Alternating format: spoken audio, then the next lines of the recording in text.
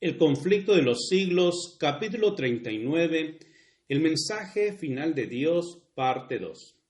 Así también será proclamado el mensaje del tercer ángel. Cuando llegue el tiempo de hacerlo con el mayor poder, el Señor obrará por conducto de humildes instrumentos, dirigiendo el espíritu de los que se consagren a su servicio.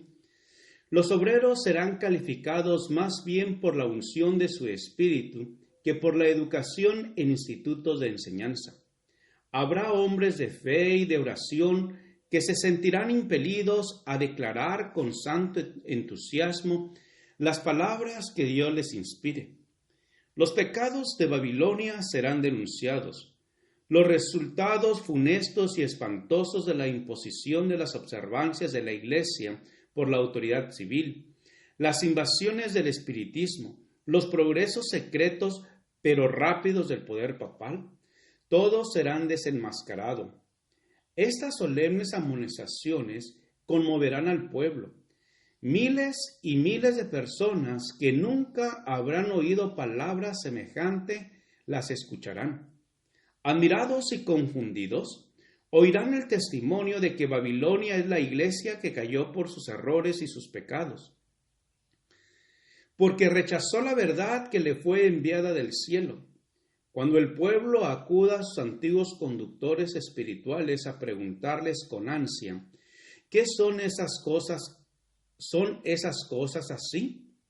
Los ministros aducirán fábulas, profetizarán cosas agradables para calmar los temores y tranquilizar las conciencias despertadas. Pero como muchas personas no se contentan con las meras razones de los hombres y exigen un positivo, así dice Jehová, los ministros populares, como los fariseos de antaño, airándose al ver que se pone en duda su autoridad, denunciarán el mensaje como si viniese de Satanás e incitarán a las multitudes dadas al pecado a que injurien y persigan a los que lo proclaman. Satanás se pondrá alerta al ver que la controversia se extiende a nuevos campos y que la atención del pueblo es dirigida a la pisoteada ley de Dios. El poder que acompaña la proclamación del mensaje solo desesperará a los que se le oponen. El clero hará esfuerzos casi sobrehumanos para sofocar la luz por temor de que alumbre a sus rebaños. Por todos los medios a su alcance, los ministros tratarán de evitar toda discusión sobre esas cuestiones vitales. La Iglesia apelará el brazo poderoso de la autoridad civil y en esta obra los papistas y los protestantes irán unidos. Al paso que el movimiento en favor de la imposición del domingo se vuelva más audaz y decidido. La ley será invocada contra los que observan los mandamientos. Se los amenazará con multas y encarcelamientos. A algunos se les ofrecerán puestos de influencia y otras ventajas para inducirlos a que renuncien a su fe. Pero su respuesta constante será la misma que la de Lutero en semejante trance. Pruébensenos nuestro error por la palabra de Dios. Los que serán emplazados ante los tribunales defenderán enérgicamente la verdad, y algunos de los que lo oigan serán inducidos a guardar todos los mandamientos de Dios. Así la luz llegará ante millares de personas que de otro modo no sabrían nada de estas verdades. A los que obedezcan con toda conciencia la palabra de Dios, se les tratará como rebeldes, cegados por Satanás. Padres y madres habrá que serán duros y severos para con sus hijos creyentes. Los patrones o patronas oprimirán a los criados que observen los mandamientos. Los lazos del cariño se aflojarán.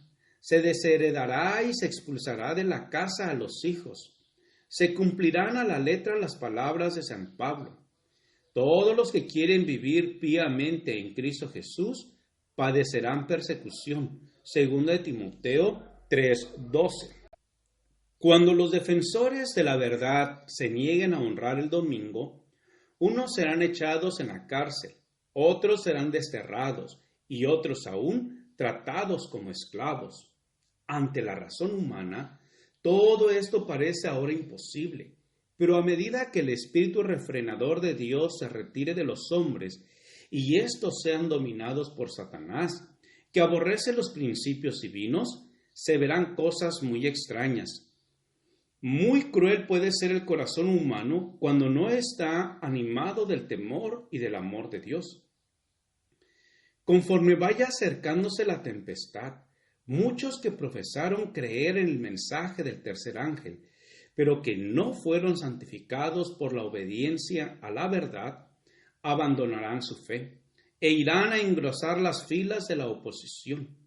Uniéndose en el mundo y participando de su espíritu, llegarán a ver las cosas casi bajo el mismo aspecto. Así que cuando llegue la hora de prueba, estarán preparados para situarse del lado más fácil y de mayor popularidad.